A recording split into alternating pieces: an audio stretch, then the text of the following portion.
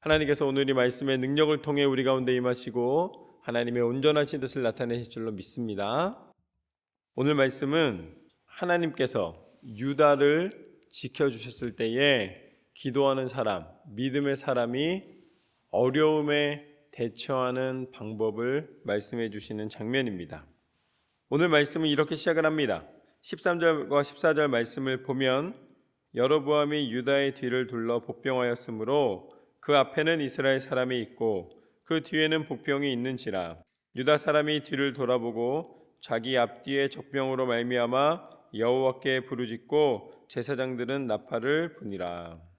이제 유다가 이스라엘과 싸우는데 앞을 봐도 뒤를 봐도 이스라엘 군사가 가로막고 있었다라는 것입니다. 이게 왜 가능하냐면 오늘 말씀 그 13장의 3절 말씀을 보면 이 유다 왕이었던 아비야는 싸움에 용감한 군사 40만 명을 택하여 싸움을 준비하였고 이스라엘의 여로보암은 큰 용사 80만 명을 택하여 그와 대진한지라. 유다는 몇 명이라는 거예요? 40만 명. 이스라엘은 80만 명. 그러니까 2배잖아요.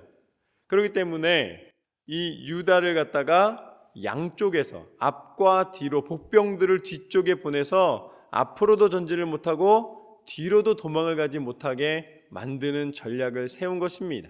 그러니까 숫자적으로 볼 때 어떤 거예요? 2배가 있으니까 완벽한 승리를 계획한 것이고 가능한 상황입니다. 이스라엘이 이길 수 있는 상황이에요. 그때 앞을 봐도 뒤를 봐도 진퇴양난이라 그러죠. 다 어려움밖에 없으니까 그때 유다 사람들이 어떻게 했는가? 15절과 16절 말씀을 보면 이렇게 나와 있습니다. 유다 사람이 소리 지를 때에 하나님이 여로보암과 온 이스라엘을 아비야와 유다 앞에서 치시니 이스라엘 자손이 유다 앞에서 도망하는지라 하나님이 그들의 손에 넘기셨으므로. 어떻게 됐습니까? 결과는 유다가 부르짖어 기도할 때에 하나님은 이스라엘을 이기게 하신 줄로 믿습니다. 유다와 이스라엘의 전쟁에서 숫자적으로 볼 때는 절대로 이길 수 있는 상황이 아니었어요. 그런데 하나님은 하나님을 찾는 유다의 손을 들어주신 줄로 믿습니다. 그래서 13장 9절 말씀으로 다시 돌아가서 보면은 이 승리의 근원에 태도가 있어요. 마음의 태도가 있습니다. 그게 뭐냐면 9절에 보면 너희가 아론 자손인 여호와의 제사장들과 레위 사람들을 쫓아내고 이방 백성들의 풍속을 따라 제사장을 삼지 아니하였느냐? 누구를 막론하고 어린 수송아지 1마리와 수양 7마리를 끌고 와서 장립을 받고자 하는 자마다 허무한 신들의 제사장이 될 수 있도다. 이스라엘은 어떻게 했다는 거예요? 직분을 돈을 받고 팔았다는 것입니다. 그래서 장립을 시킬 때에 이 제사장을 삼을 때에 종교적인 지도자를 세울 때에 어떻게 세웠냐면 그들의 기도하고 영적으로 깨어있는 모습을 보고 부르심으로 인하여서 세운 것이 아니라 하고 싶은 사람이 와서 돈을 내면 세워줬다는 거예요. 하나님의 뜻에 따라 세운 것이 아니라 인간의 방법으로 그 모든 것을 조장했다는 것입니다. 그러나 유다는 뭐라고 이야기하는가? 10절과 11절 말씀에 보면 우리에게는 여호와께서 우리 하나님이 되시니 우리가 그를 배반하지 아니하였고 여호와를 섬기는 제사장들이 있으니 아론의 자손이요 또 레위 사람들이 수종들어 매일 아침 저녁으로 여호와 앞에 번제를 드리며 분향하며 또 깨끗한 상에 진설병을 놓고 또 금 등잔대가 있어 그 등에 저녁마다 불을 켜나니 우리는 우리 하나님 여호와의 계명을 지키나 너희는 그를 배반하였느니라. 말하자면 하나님의 뜻대로 하나님 정하신 율례를 따라 하나님 정하신 모든 뜻에 순종함으로 직분을 세우고 예배의 자리로 나아갔다라는 것입니다. 여러분, 이것이 믿음의 태도인 줄로 믿습니다. 어떤 직분을 어떻게 갖고 있느냐가 중요한 것이 아니라 그 안에 하나님의 뜻에 순종하는가, 하나님의 뜻을 온전히 지키며 나아가는가, 하나님은 그 중심을 보시는 분이신 줄로 믿습니다. 그래서 하나님은 숫자는 이스라엘이 많았지만, 그리고 숫자가 유다가 적었지만 유다의 기도를 들으셨고 응답하셨고 그 모든 것을 뛰어넘어 이기게 하신 줄로 믿습니다. 사람은 계산으로 승부를 걸지만 하나님은 믿음을 보시는 분이신 줄로 믿습니다. 그래서 상식적으로 이해되지 않는 거예요. 믿음은 계산으로, 이성으로, 판단으로 이루어지는 것이 아닌 줄로 믿습니다. 믿음은 순종으로 능력이 나타나는 거예요. 믿음은 하나님의 뜻을 분별하여 순종하며 나아가는 사람에게 주시는 은혜인 줄로 믿습니다.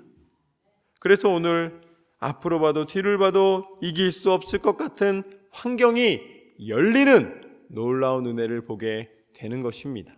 그래서 그것을 하나님은 뭐라고 말씀하시는가? 17절부터 19절까지 말씀을 보면, 아비야와 그의 백성이 크게 무찌르니 이스라엘이 택한 병사들이 죽임을 당하고 엎드러진 자들이 50만 명이었더라.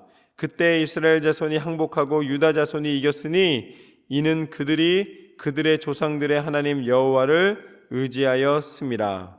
아비야가 여로보암을 쫓아가서 그의 성읍들을 빼앗으니 곧 베델과 그 동네들과 여사나와 그 동네들과 에브론과 그 동네들이라. 아멘. 여러분, 몇 명이 죽었다고요? 50만 명이 죽었다는 거예요. 지금 전쟁의 유다 군사는 몇 명이었습니까? 40만 명이었어요. 여러분, 하나님은 숫자로 볼 때는 이스라엘이 유리했지만 하나님은 이 전쟁에 승리케 하신 줄로 믿습니다. 왜? 오늘 말씀에 분명히 다시 한번 강조하시잖아요. 하나님 여호와를 의지하였습니다. 세상의 적을 두려워한 것이 아니라 하나님을 경외함으로 나아가는 태도를 보시는 줄로 믿습니다. 하나님을 경외하는 자는 어떤 사람이에요? 겸손함으로 기도하는 사람인 줄로 믿습니다. 하나님 앞에 부르짖고 나아갈 때에 공급하여 주시고 이기게 하시는 하나님이신 줄로 믿습니다.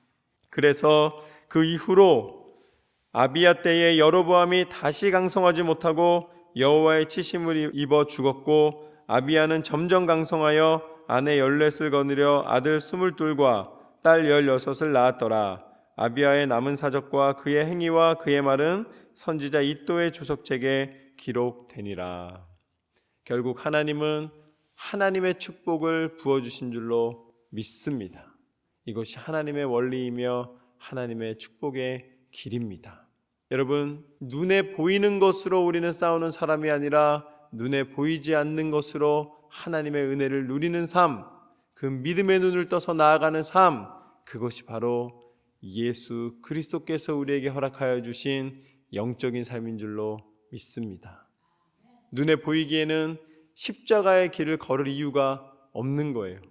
아니, 메시아로 오셨으면, 왕으로 오셨으면 왕좌에 앉아서 누리고 앞으로 모든 것을 다스릴 때에 그 백성들이 오른쪽에 한 자리였고 왼쪽에 한 자리 얻어서 적군을 물리치고 뭔가 큰 자리를 차지하는 것이 축복처럼 보이고 하나님의 능력처럼 보였지만, 예수님은 끝까지 하나님 말씀대로 순종하셔서 십자가를 지신 줄로 믿습니다.